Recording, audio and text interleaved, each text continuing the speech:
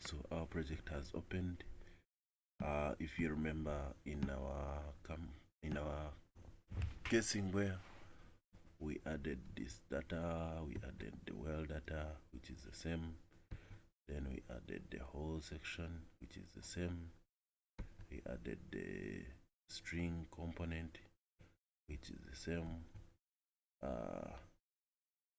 We added the fluid, which is mud 1. Now I'm going to talk so much about fluids here because it's quite different from casing wear, and I'm also going to talk about the pore pressure, fracture gradient, to cover up for today, so you can check that the results that you had, you can confirm that they are the same as the results that were in casing wear. If you can see, they're all the same. Now here in Wellplan, whereas determine the torque and the drag, the hydraulics, cementing, surge and swab, and a balance hydraulics, we have the well control, PHA dynamics, and stack pipe. This is in the data analysis, but the data input is the same as that of casing wear. So I'm going to start with this is the same part of casing, putting in casings. The string, you put it in the same way. So we got the fluids. Now we have different types of fluids we use in the oil and gas industry. One is mud. So with mud, it can be water-based mud, it can be oil-based mud, or synthetic-based mud. So I'm going with synthetic-based mud. So we come here up. The first one is for adding mud. So we've already added mud. So you can add in a spacer for the cementing job. We click on add. So we have a spacer. Those of you who want to see these definitions, I have a lot of them on my LinkedIn platform. You can always check. Same Kiza Thomas, micro-eyes. I've defined all the things in details, so you can be able to understand what a spacer is, what drilling fluids are, and what cement is.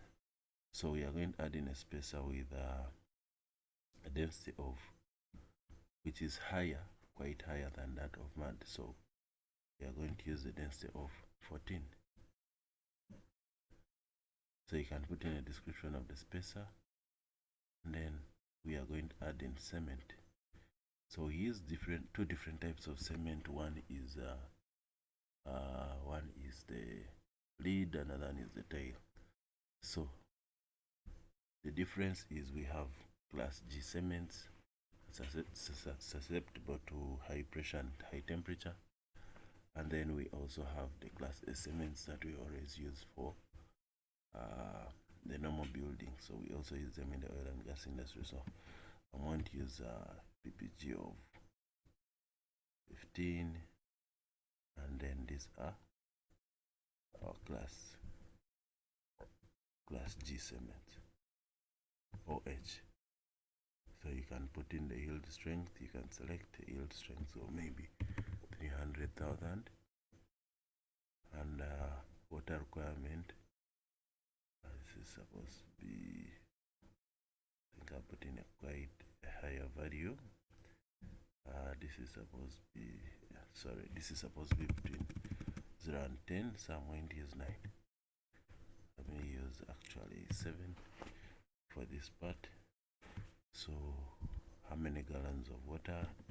So you add this as per the program that you're given for drilling. So we put in the first type of cement, so we can add in the next cement, but for purposes of today, let us stop on that one. So this other part is for gas if you're using gas for drilling, but for today we are not going to add it.